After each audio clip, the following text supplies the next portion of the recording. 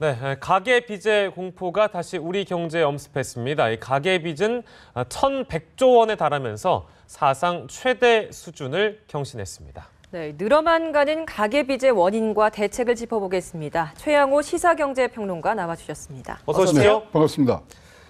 사상 최고치라고 하네요. 1,100조 원 가까이 이제 육박한 것 같은데 이게 보니까 1년 사이에 74조 4천억 원이 증가하는 건데 이게 굉장히 속도가 빠른 겁니까? 빠르죠. 지금 이제 뭐 통계 집계 이후에 최대 증가폭인데요. 예. 이게 이제 지난 분기 대비해서 12조나 늘었어요. 예. 네. 늘고요. 그다음에 지금 더욱더 놀란 거는 4월달 한 달만 해도 지금 8조 5천억이 늘고 있거든요. 예. 이거 뭐 우리 저 속담에도 있지만 병 없고 빚 없으면 천수를 누린다 그랬는데 이거 국민 건강에 이제 문제가 될 정도로 지금 예. 많이 늘어나고 있습니다. 예. 특히 이 중에서도 9조 7천억이 담보대출, 예. 주택담보대출로 갔기 때문에 주택시장을 어떻게 활성화하려는 그런 일련의 조치의 끝에 지금 가계대출들이 많이 늘어나고 있는 거 아닌가 예. 그렇게 봐지고 있습니다. 예. 네. 그럼 이런 상황들에 대해서 좀 세계 주요 기관들은 좀 어떻게 평가하고 있습니까? 좀 이제 엇갈리는데요. 이제 맥킨지 같은 데는 한국을 세계 7대 가계부채 취약국으로 놨습니다. 뭐 캐나다, 스웨덴, 네덜란드, 뭐 말레이시아 이런 데가 네. 들어갔고요. 도이치뱅크 같은 데서는 예. 우리가 금융 경색과 가계부채가 우리나라에 굉장히 위험 요소가 되고 있다. 또 옥스포드 이코노믹스에서는 한국의 부채 이 문제가 지금 우리의 경제의 성장 동력이 꺼져 있는데 부채가 늘어나니까 이건 최대의 위험 요소다. 반면에 IMF에서는 또 다른 얘기도 해요. 단기적으로 거시에 대해서는 거시 경제에 대해서는 저해 요인이 없다. 또 무디스 같은 데서는 우리 신용 등급 3단계 올려줬잖아요. 네. 그런 걸로 봤으면 조금 이 견해들이 엇갈리는데 예. 공통적인 게 하나 있습니다. 2008년 글로벌 금융위기 이후에 소득 대비 가계부채 증가율이 굉장히 빠르게 늘어나고 있다는 것은 공통적으로 나오고 있는 얘기이기 때문에 거기에 대해서 우리가 주의 깊게 봐야 되는 그런 문제들이 좀 전망이나 있는 것 같습니다. 분석은 좀 다른 측면이 있고요. 네. 뭐 세계에서는 이렇게 좀 경고하는 목소리가 더 많은 것 같은데 우리 정부는 지금 아직까지는 괜찮다. 뭐 지금 뭐 감안할 수 있는 수준이다라고 지금 안심해도 된다라는 입장이거든요. 괜찮습니다. 뭘 믿어야 됩니까? 뭐 지금 괜찮습니까? 여러 신문들이나 이런 데서 굉장히 걱정스러운 얘기가 나오는데 일단 몇 가지를 보시면은 첫째 예. 우리나라의 이 가계부채의 70%가 소득분이 4 내지 5 분위에 있는 분들이 70%를 갖고 있습니다. 무슨 얘기냐면 자산과 상환 능력이 있으신 분들이 70%고요. 네. 그다음에 우리나라 연체율이요 0.49%밖에 안 됩니다. 그리고 지금 금융자산은 우리 금융부채의 2배고요. 실물자산은 지금 부채에 비해서 6배나 높습니다. 예. 그리고 최근에 안심대출 뭐 이런 전환들 했지 네. 않습니까? 그렇죠. 네. 그런 걸로 가면서 고정금리 그다음에 일시상황 이런 것들이 좀 완화되면서 7 내지 8%가 올라갔습니다. 예. 근데 우리가 이제 좀 관심 있게 봐야 된다. 우리 그 한국 부채에 몇 가지 특징이 있습니다. 네. 지금 아까 말씀드린 대로 가계 부채가 소득 증가율보다 굉장히 빠르게 증가되고 있다는 부분. 네. 그리고 가계 대출이요. 은행권에서 비은행권으로 넘어가는 비율이 지금 높아지고 있습니다. 50%가 넘어갔거든요. 네. 비은행권 아시겠지만 뭐 저축은행 뭐 네. 좀 제2금융권을 네. 그렇죠. 말씀하시는 거죠? 제2금융권이 조금 신뢰도가 떨어지고 예. 사실 또 금리가 높지 않습니까? 예. 거기다 플러스해서 신용도가 낮으신 분들이 많이 이용하는데 거기에 비율이 높아지는 부분. 예. 그다음에 여러 금융회사에서 부채를 다중으로 빌리시는 분이 지금 한 400만 가까이 되셔요. 네. 그러다 보니까 한 군데서 연체가 되면 이건 다른 금융사로 바로 이동이 되고요. 예. 그다음에 부동산 지금 이걸 팔아서 부채를 갚으려고 그러는데도 안 되는 부동산이 안 팔리니까 예. 하우스푸어라는 거 있지 않습니까? 네. 거기가 180만 정도가 되셔갖고 이런 이 부채의 총량적인 부분뿐만 아니라 질의 구성의 요소들을 좀 정확히 우리가 분석을 했으면 좋겠고요. 예. 지금 한국은행에서는 100만 명의 데이터베이스를 만들어서 지금 매분 소득 분위별로 이 조사를 하시고 분석을 하고 계시는데 네. 좀 더 면밀하게 들어가시면 좋겠습니다. 전체적으로는 괜찮지만 멀리 봤을 땐 좀 우려되는 수준들 네. 몇 가지를 짚어주셨어요. 뭐 은행권에서 비행권으로 넘어간다라든지 대출 증가 속도가 너무 폭이 크다라든지 뭐 이런 네. 점들인데 그렇다면 이유가 무엇일까요? 이렇게 짧은 시간 내에 빚이 늘어나는 이유는 뭡니까 그러면? 아까 그 말씀하셨지만 뭐 금리가 낮아진다는 요인 뭐 그런 것도 좀 있을 수 있겠네요. 그럼요. 3차례에 걸쳐서 1년도 안 되는 시기에 3차례 금리 인하된 거는 뭐 결정적이었고요. 그다음에 네. 지금 사실 우리 부동산 정책이 우리 정부가 전체 비정상의 정상화를 가자 그러는데 예. 가계 대출에 가서는 지금 비정상적인 그런 양상을 보이고 해서요. 총액에 관해서는 아무런 말씀을 안 하시고 그냥 경기를 예. 이 회복하기 위해서 지금 무조건 지금 부동산만 지금 활성화를 하거든요. 부동산을 활성화하려고 그러니까 유일한 탈출구가 금융권을 통한 네. 자금 공급뿐이 없어 놓으니까 예. 지금 굉장히 이제 정부에서 이 소위 말하는 좀 분위기를 띄우시고 있는 부분들이 있기 때문에 네. 갑자기 늘어났고요.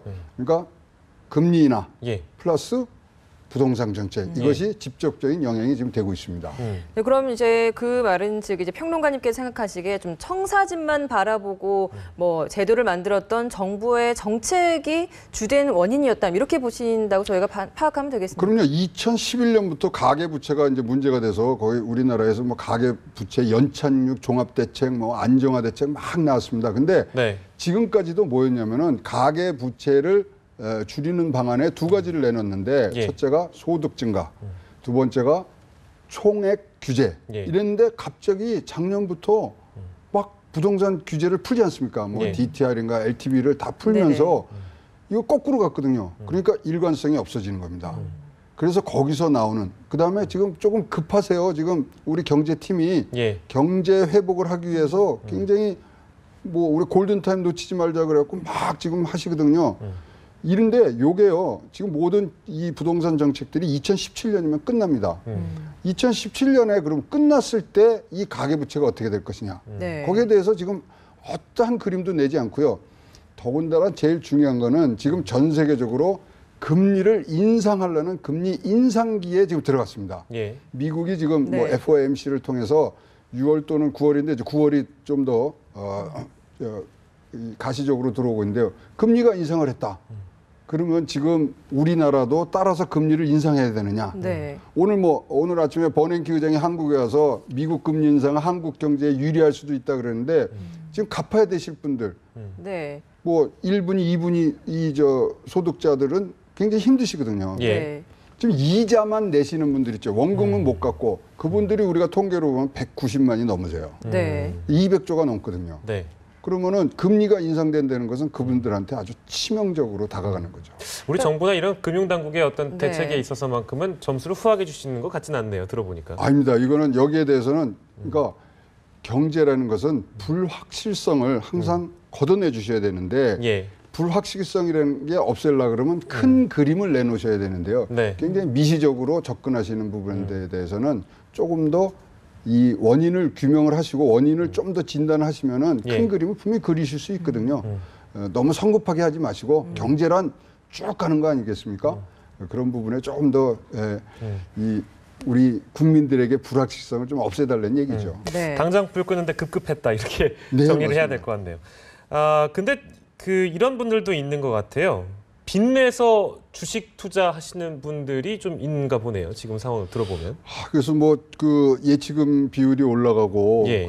그러고 있는데 진짜 투기와 투자를 예. 이제 구분해서 하셔야죠. 그렇죠. 지금 빚내서 투자 뭐 주식에 들어가시면은 아유 참 그분들이 또 일으킬 이 파장 또한 이거 엄청납니다. 그러니까 위험하다 보니까 네. 그러면 이제 어쨌든 주식 투자하시는 분들 중에 빚내서 하시는 분들이 있으니까 뭐 무턱대고 그거 굉장히 위험하니까 하지 마라 얘기하기보다 어떤 부분을 좀 주의를 해야 되겠습니까? 만약 주의한다면요. 그러니까 일단은요 근본적으로 빚을 내셔갖고 예. 주식에 투자하는 것은 안 되십니다. 위험하다. 네. 네. 투자와 투기가 다른 게 투자는 첫날부터 돈을 버셔야 돼요. 예. 네. 투기는 마지막에 가서 돈 버는 걸 투기라 그럽니다. 예. 투기는 위험성이 따르죠. 근데 위험성에다 자기가 상환을 못할 위험성까지 더합하면 이거는 진짜는 더블 딥입니다. 그래서 예, 예. 근본적으로 빚내서 주식에 투자하시는 것은 금물이라고 생각을 하고 있습니다. 네. 네. 투자하자, 투기하지 말고. 네, 맞습니다. 이렇게 얘기를 들었습니다. 네, 뭐 조금 전에 좀 미국 금리 인상에 대한 언급을 좀 간단히 해주셔서 거기에 대한 좀 이야기를 해보고 싶은데 이게 예. 미국 금리 인상이 실질적으로 가시화되고 나면 우리나라 금리 인상도 뭐 예상하지 않을 수 없는 부분입니다. 당연히 금리가 올라갈 수밖에 없을 것 같은데 네. 그렇다 보면 이 가계 빚이 좀 거품처럼 불어나지 않겠습니까? 순식간에. 그러면 이게 지속적으로 봤을 때 이제 우리 경제 불황에 큰 기폭제가 되지 않을까 이런 걱정이 할 수밖에 그러니까 없거든요. 지금 이제 이렇게 가계 부채가 늘어나고 금리 인상은 됐을 때 가장 지금 골치 아프신 분은 이주열 한국은행 총재실 겁니다. 네. 예. 이제 며칠 있다가 금융통화위원회를 하셔야 되는데 예. 내릴 수도 없고 또 올릴 수도 없고 근데 저번 때 내리실 때 이런 얘기를 했어요. 경제가 우리 정부가 애초 전망한 전망치를 밑돌 그런 상황에 왔기 때문에 예. 성장 모멘텀을 일으키기 위해서 선제적으로 금리를 인하한다 그랬어요. 무슨 얘기냐면 경기 회복이 금융 부채 리스크보다 더 크게 자기네들은 주안점을 두고 있다는 얘기거든요. 예. 네. 그러니까 만약에 금리 인상이 미국에서 간다면 우리는 금리 인상을 쫓아갈 게 아니라 조금 더 보면서 우리의 금리 이 자체를 우리 지금 금리 인하한 자체가 예. 경기 회복을 위한 거거든요.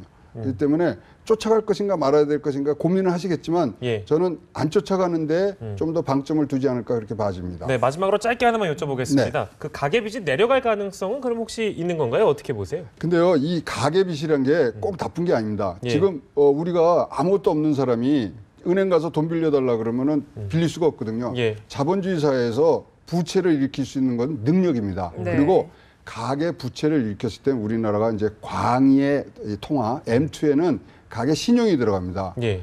거기에 가계 부채가 가계 신용으로 하는데 50% 이상이에요. 노무현 정부 때 가계 부채 뭐 이 대출하는 걸 굉장히 옥죄인 적이 있습니다. 예. 그때 경제 성장률이 굉장히 떨어집니다. 무슨 얘기냐면 통화거든요. 신용 통화. 예. 이거를 돌려야 되는데 그거를 심장부터 막아놓으니까 경제가 거꾸로 갑니다. 가계 부채가 절대 나쁜 건 아닙니다. 상환 능력이 있냐 없냐가 문제지. 그러니까 상환 능력이 갖추신 분들이 가계빚을 늘리면 좋고요. 예. 단지 하나 경고성으로 우리가 얘기해야 될 것은 예. 모든 세계에 일어났던 경제적인 재앙에서는 가계 부채의 증가가 선행을 했었습니다. 그러니까 관리를 잘 해주셔야 돼요. 예. 이 미국 경제학자들이 쓴 책에 나오는 빚으로 지은 집이라는 책에 나오는 얘기인데요. 예. 거기서 이럽니다. 가계 부채가 일어나는 것은 지금 굉장히 수치가 있는데 해장술 먹는 거랑 똑같다 그랬습니다. 예. 그러니까 이 관리를 해주시고 거시 지표를 관리를 해주고 네. 거기에 대해서 이런저런 큰 이 소위 말하는 불확실성을 건네주시면 예. 가계빚 좋습니다. 능력입니다. 그거는 자본주의 사회에서. 네. 알겠습니다. 그렇게 정리하죠. 얘기를 들어도 참 경제 불확실성이나 이런 양면성은 참 쉽지 않은 것 같습니다. 그렇습니다. 네, 지금까지 최양호 시사경제평론가였습니다. 고맙습니다. 네, 감사합니다.